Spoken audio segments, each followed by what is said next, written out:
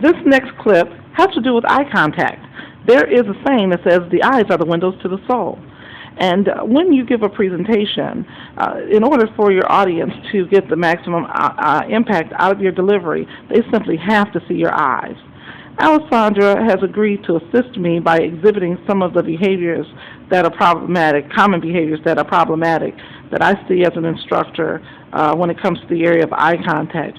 You see in this first clip here that she is looking down intently at the cards.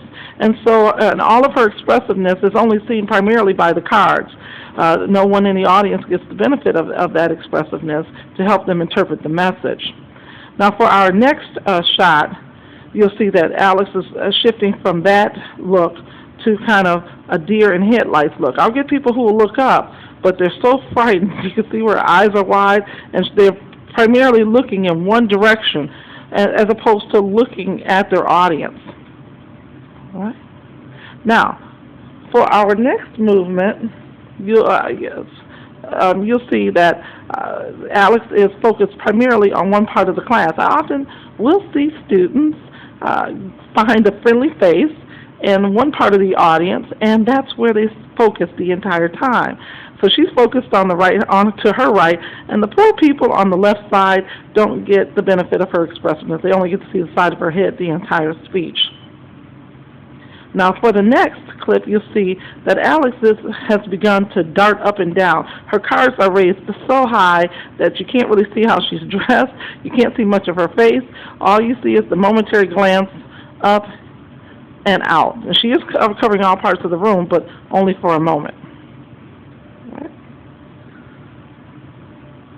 Now, the next thing we want to show, I want Alessandra to do, is to show you what would be appropriate for eye contact. I wanted her to set her cards down and to put her hands in a neutral position, and we've gone over this, so this is nothing new. I'm not throwing her. But you can see that she is now, in a very pleasant way, looking directly at the audience.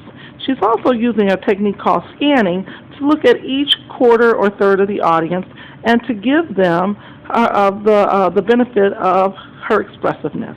This will make it so that each person in the audience has an equal opportunity to understand the meaning of the message because of the eye contact and the pleasant facial expression that she's giving them.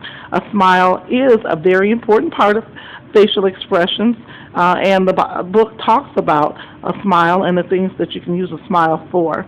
But you don't have to always smile. You can express yourself though. What we don't want, and Al, I'm going to have you do this, I'm going to throw something at you, is a deadpan deadpan look, where there's absolutely no expressiveness to the audience, or frowning. I get frowning sometimes where people you can tell that they're not having a good time. There's no real good reason to frown, but they're just frowning.